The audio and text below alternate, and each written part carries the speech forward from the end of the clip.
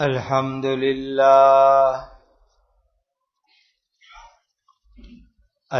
لله الذي هدانا لهذا وما كنا لنهتدي لولا أن هدانا الله أشهد أن لا إله إلا الله وحده لا شريك له وأشهد أن سيدنا وشفيعنا ومولانا محمدا عبده ورسوله صلوات الله تبارك وتعالى عليه وعلى آله وأصحابه وذرياته وأهل بيته وأهل طاعته وبارك وسلم تسليما كثيرا أما بعد فأعوذ بالله من الشيطان الرجيم بسم الله الرحمن الرحيم إنما يعمر مساجد الله من آمن بالله واليوم الآخر وأقام الصلاة وآتى الزكاة ولم يخش إلا الله فعسى أولئك أن يكونوا من المهتدين. یہ سورہ توبہ کی 18 نمبر کی آیت کریمہ ہے. اللہ سبحانہ و تعالی کے پاک ارشاد کا خلاصہ یہ ہے کہ اللہ تعالی کی مسجدوں کو آباد کرنا صرف ان لوگوں کا کام ہے جو اللہ تعالی پر اور قیامت کے دن پر دل سے یقین رکھتے ہیں اور نماز قائم کرتے ہیں اور زکوٰۃ دیتے ہیں اور اللہ کے سوا کسی سے نہیں ڈرتے. سو ایسے ہی لوگوں کے لیے امید ہے کہ وہ لوگ ہدایت پانے والے لوگوں میں سے ہو جائیں گے. اجعلتم سقایت الحاج وعمارت المسجد الحرام کمن آمن باللہ والیوم الآخر وجاہد فی سبیل اللہ لا یستوون عند اللہ واللہ لا یہدی القوم الظالمین. مکہ کے مشرکو، کیا تم نے حاجیوں کو پانی پلانے کو اور حرم کی مسجد کو آباد رکھنے کو اس شخص کے کاموں کے برابر سمجھ رکھا ہے جو اللہ تعالی پر اور قیامت کے دن پر ایمان لایا ہے اور وہ اللہ تعالی کے راستے میں اس نے قتال جہاد کیا ہے؟ یہ دونوں قسم کے لوگ اللہ تعالی کے یہاں برابر نہیں ہو سکتے اور ظلم کرنے والی قوم کو اللہ تعالی ہدایت نہیں دیا کرتے. الذین آمنوا وہاجروا وجاہدوا فی سبیل اللہ باموالہم وانفسہم اعظم درجۃ عند اللہ وَأُولَئِكَ هُمُ الْفَائِزُونَ. جو لوگ ایمان لائے اور انہوں نے ہجرت کی اور اپنے مال اور اپنی جان سے اللہ کے راستے میں جہاد کیا، ان کے لیے اللہ کے یہاں بڑا درجہ ہے اور وہی لوگ کامیاب ہونے والے ہیں. یبشرهم ربهم برحمت منه ورضوان وجنات لهم فيها نعيم مقيم۔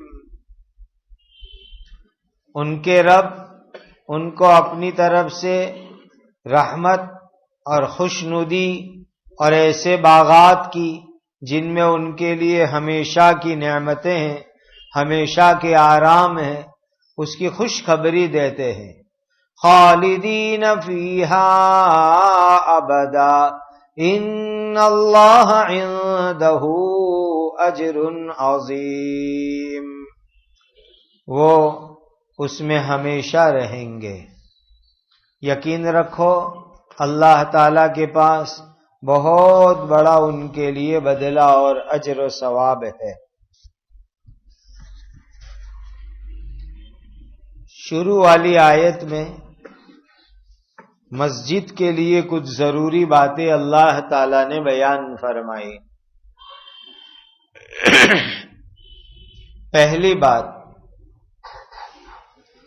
پکا مسلمان کون ہو سکتا ہے؟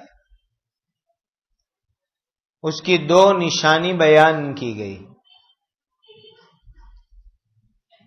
پہلی نشانی یہ کہ جو پورے اخلاص کے ساتھ، یعنی صرف اللہ کو خوش کرنے کے لیے، اس کو اخلاص کہتے ہیں، پورے اخلاص کے ساتھ، یعنی صرف اور صرف اللہ کو خوش کرنے کے لیے اللہ کے راستے میں، اللہ کے دین کے لیے محنت کرتا ہے، وہ آدمی سچا اور پکا مسلمان ہے۔ دوسری نشانی کہ جو آدمی دل سے محبت، راز اور بھید صرف اور صرف ایمان والوں کے ساتھ ایسی باتیں کرے کہ جو بات راز کی ہو، بھید کی ہو اور دل کی محبت ہو، وہ صرف ایمان والوں سے رکھے۔ یہ دوسری نشانی ہے پکے ایمان والے ہونے کی۔ مکۃ المکرمہ میں اس زمانے میں جو قریشی کافر لوگ تھے، وہ لوگ کعبہ کی مسجد، حرم وغیرہ کی دیکھ بھال رکھتے تھے اور اس کام کو بہت اونچا سمجھتے تھے، اتنا اونچا سمجھتے تھے کہ ان کی نظر میں ایمان سے بھی زیادہ بڑی چیز کعبہ اور مسجد حرام کی خدمت تھی۔ وہ یوں سمجھتے تھے کہ ہم کعبہ کی خدمت کرتے ہیں، کعبہ کی مسجد کی خدمت کرتے ہیں، تو اب ہم کو ایمان لانے کی بھی کوئی ضرورت نہیں ہے، یہ کعبہ کی خدمت ہمارے لیے سب کچھ ہے۔ اللہ تعالیٰ نے فرمایا کہ جب تک ایمان نہیں ہوگا وہاں تک کوئی تمہاری نیکی اللہ کے یہاں قبول نہیں ہوگی۔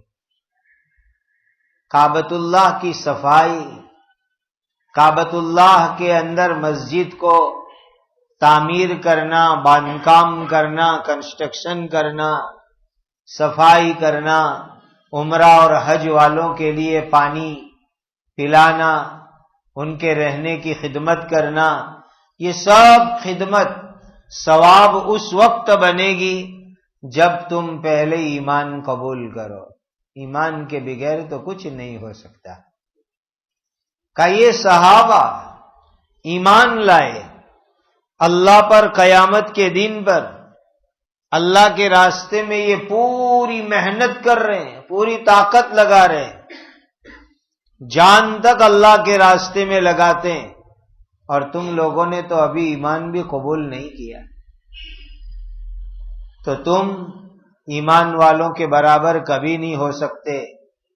تمہارے اندر جب تک ایمان نہیں ہے وہاں تک تم ظالم ہو اور اللہ تعالی ظالم قوموں کو ہدایت نہیں دیا کرتے۔ بہت سے لوگ زبان سے آپ ان کو پوچھو تو اپنی پہچان ہی ایسی کراوے کہ جس سے پتا چل جاوے کہ آدمی ایمان والا نہیں ہے، کافر ہے، مشرک ہے، اس کا نام کافروں جیسا ہے یا مشرکوں جیسا ہے، یا جس کے کام کافروں جیسے، مشرکوں جیسے۔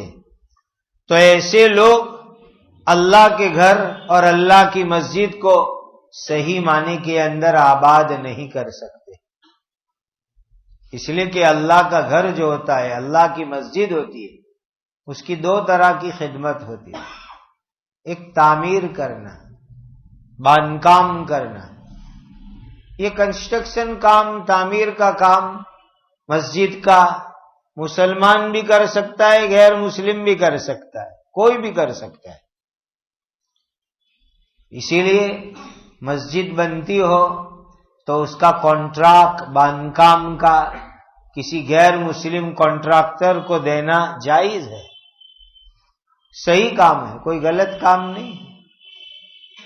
اس کے لیے آرکیٹیکٹ، نقشہ بنانے والا غیر مسلم لاؤ، جائز ہے، کوئی گناہ کا کام نہیں ہے۔ اس کے لیے جو مٹیریل ہوتا ہے، مال سامان ہوتا ہے، اس کی سپلائی کسی غیر مسلم کے پاس کرواؤ، کسی کو کانٹریکٹ دے دو، جائز ہے، کر سکتے۔ یہاں تک کہ کوئی غیر مسلم مسجد کے لیے چندہ دینا چاہے تو چندہ بھی لے سکتے ہیں، جائز ہے اس کا چندہ مسجد کے لیے۔ بلکہ کوئی پوری مسجد اپنی طرف سے بنا کے دینا چاہے وہ بھی جائز ہے، اس میں کوئی غلط اور گناہ کا کام نہیں ہے۔ بس یہ دھیان رکھنے کا کہ اس کا چندہ لیا یا وہ مسجد بنا کے دے رہا ہے تو آئندہ اس کے اوپر قبضہ نہ کر لے، یا کوئی اور دینی دنیاوی نقصان کا خطرہ اور اندیشہ نہ ہو۔ باقی مسئلے کے اعتبار سے جائز ہے مسجد کے باندھکام میں غیر مسلم کا چندہ لینا، وہ بنا کر کے دیوے تو پوری مسجد لے لینا، یہ سب جائز کام ہے۔ البتہ مسجد، مدرسے اور جتنی وقف کی پراپرٹی ہوتی ہے اس کا متولی یا ایک کہ اس کے نظام کو سنبھالنے کا کام صرف اور صرف ایمان والے کر سکتے ہیں، یہ قانون ہے کہ متولی کا عہدہ ہو یا اس کا نظام سنبھالنا ہو، ہر ایک میں، مسجد میں، مدرسے میں، اس طرح کے دینی جو ہے کام کاج میں صرف ایمان والے جو ہے اس کے متولی بنے اور اس کے کام کو سنبھالے اور کنٹرول کرے۔ اور جو آدمی یہ مسجد کی خدمت کرتا ہے بنانے کی، تو اللہ تعالیٰ اس کے لیے جنت کے اندر گھر بنائیں گے۔ حدیث میں آتا ہے کہ جو دنیا میں اللہ کے لیے مسجد بناتا ہے اللہ تعالیٰ اس کے لیے جنت کے اندر گھر بناتے۔ ایک حدیث میں تو یہاں تک آیا کہ قطع پرندہ، چھوٹا سا پرندہ ہوتا ہے، جیسے اولی، تتر، بٹیر ہوتے ہیں، ایسے کبوتر سے بھی چھوٹا تھوڑا سا قطع پرندہ کا، قطع پرندے کا جو گھونسلہ ہوتا ہے، ماڑا ہوتا ہے، اگر اتنی سائز کی بھی کسی نے مسجد بنائی تو ابھی اللہ تعالیٰ اس کے لیے جنت میں مکان بنائیں گے، اتنی چھوٹی سی۔ اب سوال یہ ہوتا ہے نا کہ اتنی پرندے کے ماڑے جیسی، گھونسلے جیسی مسجد میں نماز کون پڑھے گا؟ ہاں تو پیر رکھ کے کھڑا ہونا بھی مشکل ہوتا ہے۔ تو حدیث کا میننگ یہ ہے کہ کوئی آدمی مسجد کے اندر تھوڑا سا مال بھی اخلاص سے چندے میں دیوے، اللہ اس کے لیے جنت میں اپنی شان سے گھر بنائیں گے۔ آپ اپنی حیثیت سے دو مسجد میں، تم غریب آدمی ہو، ایک اینٹ دینے کی حیثیت ہے تو ایک اینٹ دے دو، ایک گون سیمنٹ دینے کی حیثیت ہے تو ایک بوری سیمنٹ دے دو، تمہاری حیثیت ایک تگارا ریتی دینے کی دے دو، ایک ٹرک ریتی دینے کی دے دو، جو تمہاری کیپیسٹی ہے، حیثیت ہے، اس کے مطابق تم دے دو، اللہ تعالیٰ اپنی شان کے مطابق تمہیں جنت میں گھر عطا کرے. کہ تم نے اللہ کا گھر دنیا میں بنایا، اس میں مدد کی، اللہ اپنی شان سے تمہیں جنت میں گھر عطا فرمائے. یہ ہے مسجد کا ظاہری باندھکام کا کام کاج. اسی لیے جو آدمی مسجد کا کام کرتا ہو تو سمجھ لینے کا کہ اس کے دل کے اندر ایمان ہے، اور جس کے دل میں ایمان ہوگا وہی مسجد کے لیے ہر طرح کی خدمت کرے گا. اس میں مسجد کی صاف صفائی کی خدمت، مسجد میں لائٹ پنکھے کی خدمت، پانی کی خدمت، صف وغیرہ کی خدمت، سب خدمت پر اللہ تعالیٰ ثواب دیں گے. مسجد میں آؤ تو جو کچرا نظر آئے وہ اٹھا کے لے کے باہر ڈال دو. وہ ایک چھوٹا سا کچرا، تنکا، ڈنگلی، معمولی سا کچرا بھی اٹھا لیا تو وہ بھی قیامت کے دن نیک اعمال تولے جائیں گے، اس میں وہ وزندار ہوگا. تھوڑا سا کچرا بھی مسجد میں سے تم نے اٹھایا، اتنی بڑی فضیلت ہے. پھر مسجد کو ہر طرح کے لڑائی جھگڑوں سے بھی بچا کے رکھو. لڑائی نہیں، جھگڑا نہیں. مسجد میں کوئی چیز بیچنی اور خریدنی نہیں. اس لیے جو جماعت کھانے کی حد ہوتی ہے اس کے اندر کسی کو دکان نہیں لگانے دینے کی. جماعت کھانے کی حد میں مسجد میں کسی گم چیز کا اعلان بھی نہیں کرنے دینے گا کہ ان کی یہ چیز گم ہو گئی. جماعت کھانے میں اعلان بھی نہیں، باہر کرو جو کرنا ہو. یہ جماعت کھانے کی جو حد ہوتی ہے اس میں کوئی چیز بیچنے کی نہیں، خریدنے کی نہیں، کوئی اعلان نہیں کرنے کا گم ہوئی چیز کا. اسی طریقے سے جو ہے لڑائی جھگڑا نہیں. یہاں تک کہ جو شعر شاعری نظم ایسی ہوئے کہ جس کے اندر دنیا ہوئے وہ بھی مسجد میں نہیں پڑھ سکتے. مسجد کا ادب اتنی اونچی چیز ہے. مسجد میں اگر شعر شاعری ہو تو اللہ کا ذکر ہو، نبی پاک صلی اللہ علیہ وسلم کی پاکیزہ سیرت اخلاق والی نعت نظم ہو، اللہ کے ذکر والی ہو تو ٹھیک ہے. باقی دنیاوی چیزوں کی نظم وغیرہ بھی نہیں پڑھ سکتے مسجد کے اندر. اس کا خوب اکرام اور احترام ہوتا ہے. دوسری چیز ہے مسجد کی اصل تعمیر اور آبادی. یہ تو ظاہری چیز ہو گئی. اصل تعمیر اور آبادی مسجد کی کیا چیز ہے؟ مسجد کو نماز، ذکر اور اچھے اعمال سے آباد کرنا، یہ اصلی ہے. ایک آدمی باندھکام میں تو بہت حصہ لے لیکن نماز پڑھنے ہی نہیں آتا ہے. ایک آدمی مسجد کا خیال تو لیکن نماز ہی نہیں پڑھتا ہے. وہ آدمی بہت بڑا غلط کام کرتا ہے. جتنا ظاہر کے اندر ہے باندھکام، صفائی، حفاظت، خدمت، اس سے زیادہ بڑی ذمہ داری ہے مسجد کو مسجد والے اعمال سے آباد کرنے کی. اصل آبادی یہی ہے.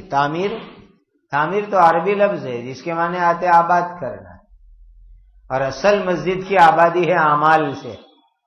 نماز پڑھی جائے، اعتکاف کرے، تلاوت کرے، تسبیح پڑھے، ذکر کرے، دین کی مجلس ہو، علم کی مجلس ہو، مسئلے سیکھنے سکھانے کی مجلس ہو،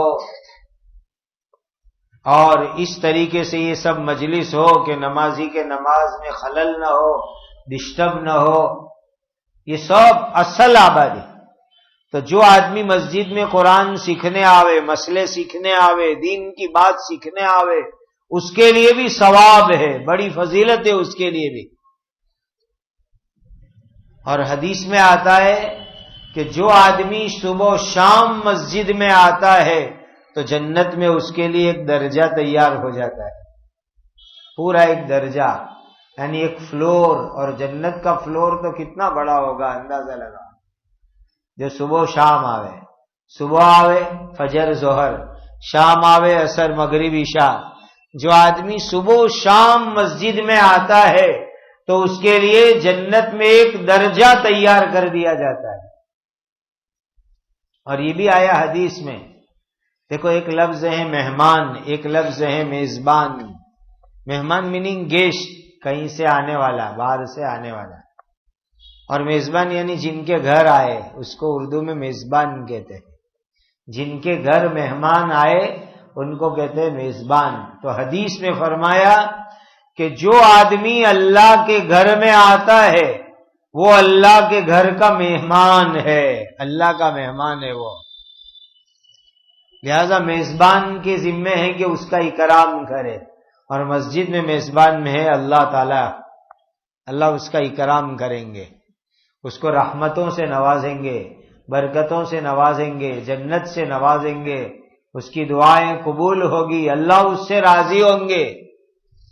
اسی لیے مسجد میں آنے والا اللہ کا مہمان، اور یہ اللہ کا گھر، اور ہم اللہ کے یہاں آئے، اسی لیے ہمارا اکرام کریں گے اللہ سبحانہ و تعالی.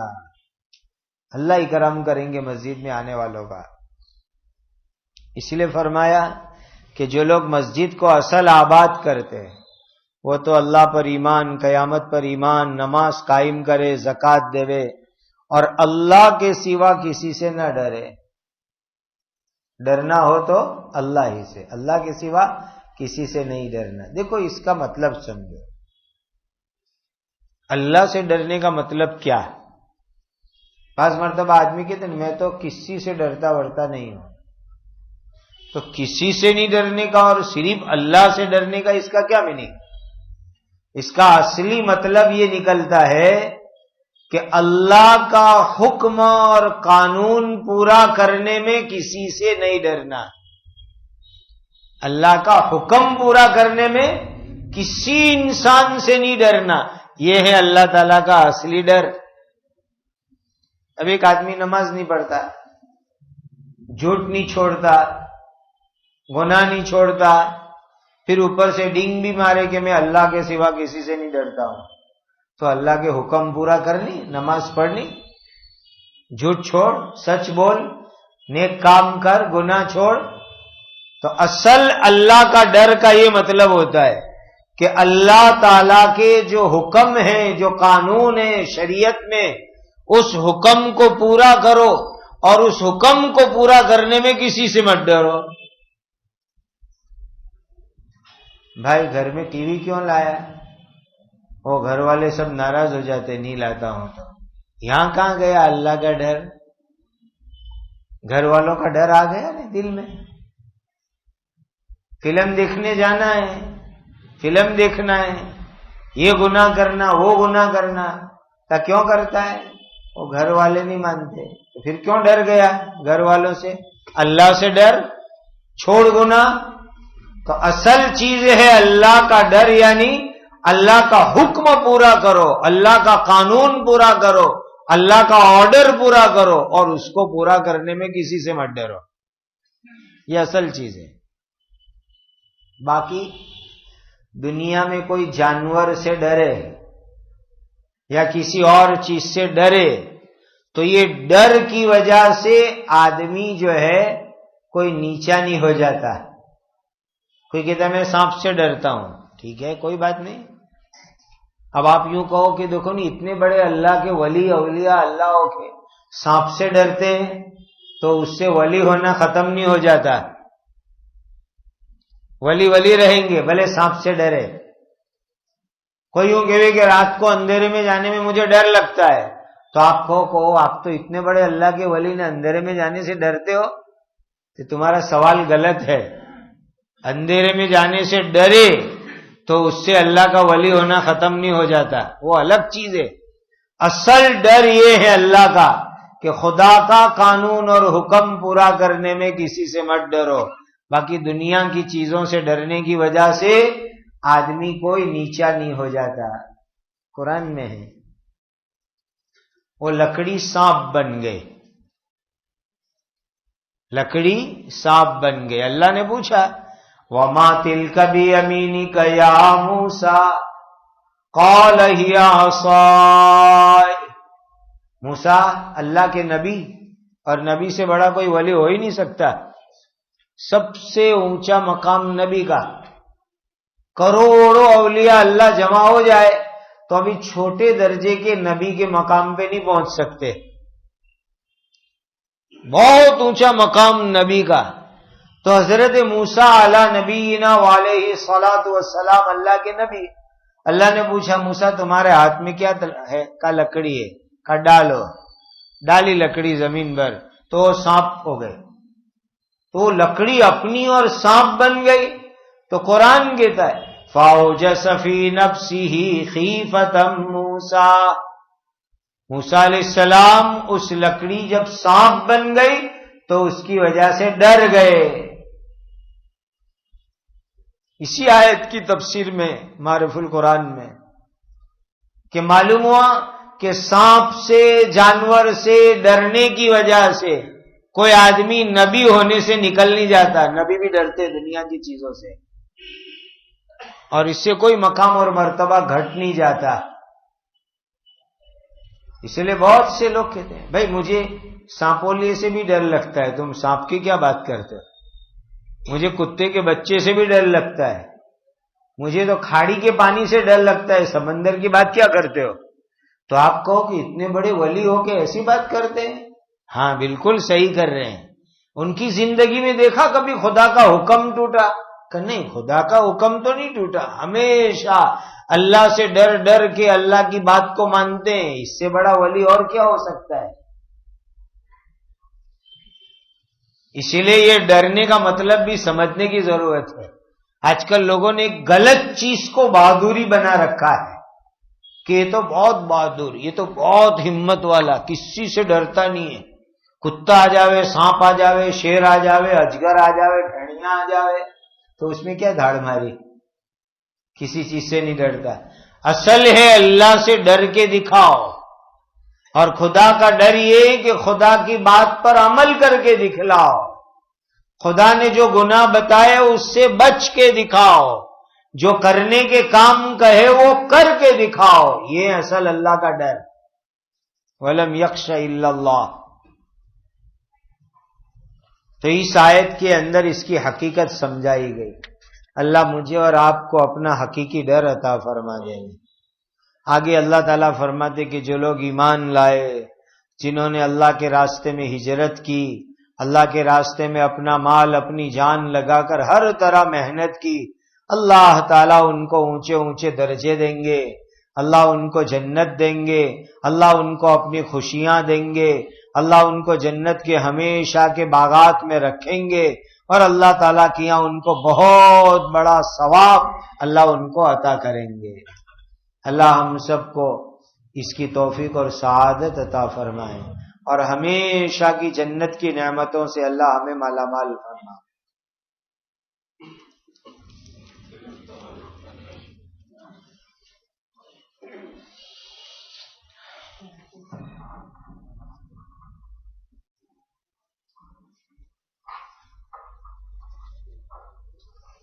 یہ دو بچوں نے ماشاءاللہ قرآن مجید مکمل کیا ہے.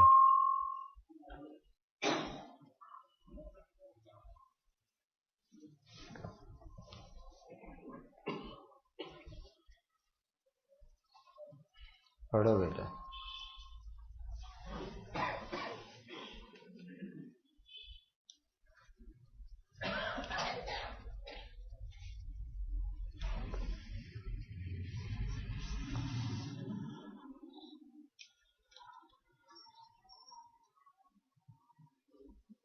أعوذ بالله من الشيطان الرجيم.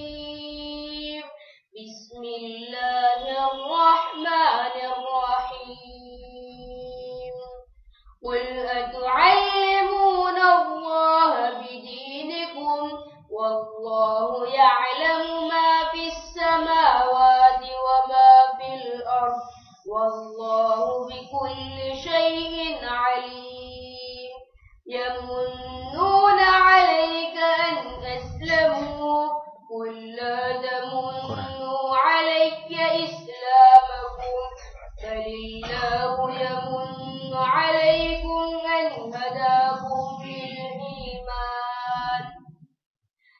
هداكم للإيمان إن كنتم صادقين.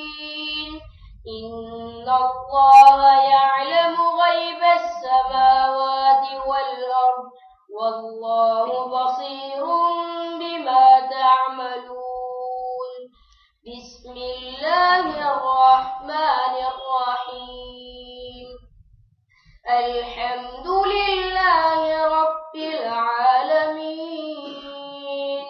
الرحمن الرحيم مالك يوم الدين إياك نعبد وإياك نستعين اهدنا الصراط المستقيم صراط الذين أنعمت عليهم غير المغضوب عليهم ولا الضالين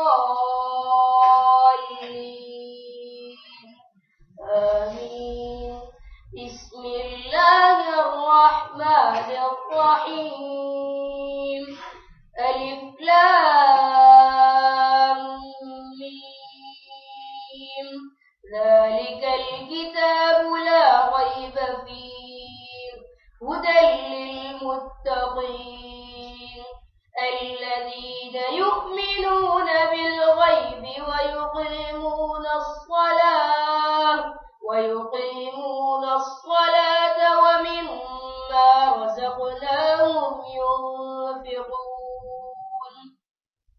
والذين يؤمنون بما أنزل إليك وما أنزل من قبلك وبالآخرة هم يوقنون أولئك على هدى من ربهم وأولئك هم المفلحون آمنت بالله صدق الله العظيم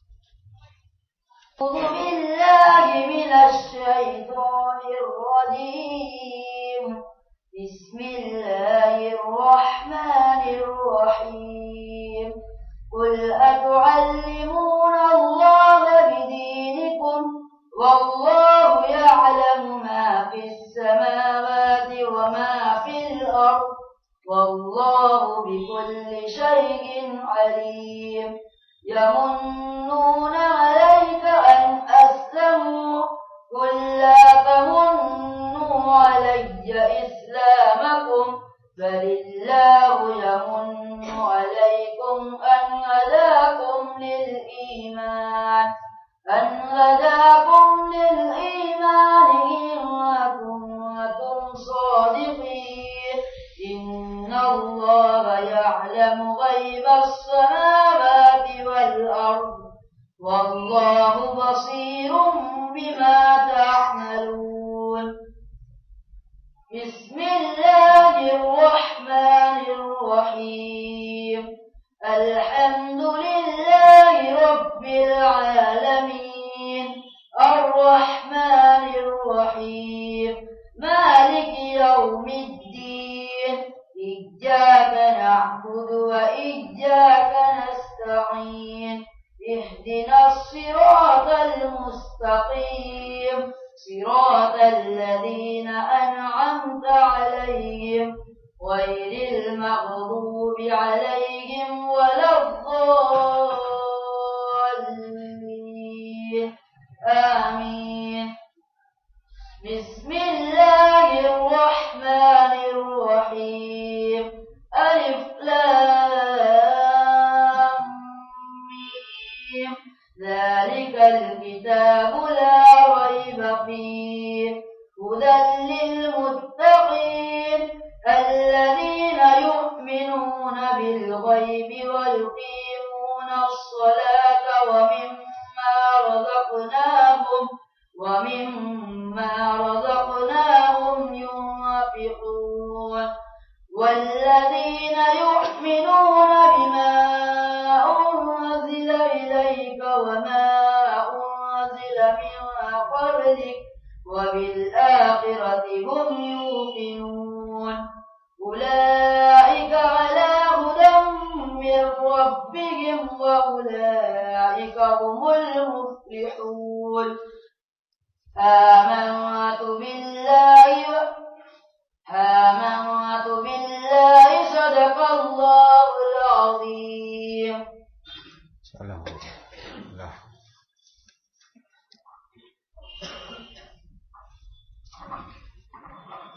حنیف بھائی صابو والا، اللہ ان کو شفا عطا فرمائے. اور اس ہفتے انشاءاللہ بدھ کے دن مسجد عالی میں بخاری شریف کی مجلس ہوگی انشاءاللہ العزیز. اور یہ جو قرآن مجید مکمل ہوا تو اس کی خوشی کے اندر سب حضرات کے لیے آئس کریم کا انتظام ہے، اس لیے دعا کے بعد آئس کریم کھا کر کے جاوے. درود شریف پڑھ لو. الحمدللہ رب العالمین، سبحان اللہ وبحمدہ سبحان اللہ العظیم.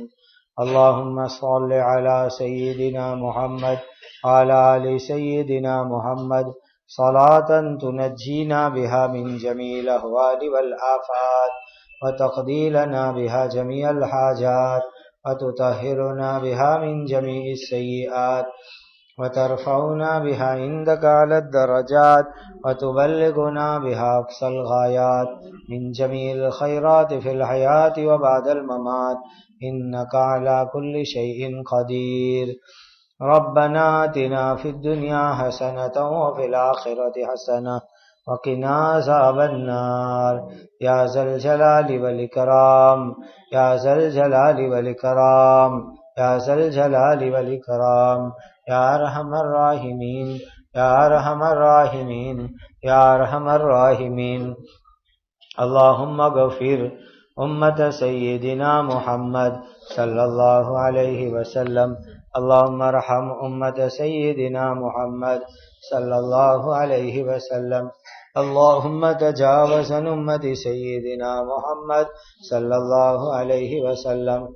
اللہم اصلح شان امت سیدنا محمد صلی اللہ علیہ وسلم. اللہم انصر امت سیدنا محمد صلی اللہ علیہ وسلم. ربنا آتنا فی الدنیا حسنة وفی الآخرة حسنة وقنا عذاب النار. اللہم انا نسألک من خیر ما سألک منہ نبیک سیدنا محمد صلی اللہ علیہ وسلم، ونعوذ بك من شر ما استعاذك منه نبيك سيدنا محمد صلى الله عليه وسلم.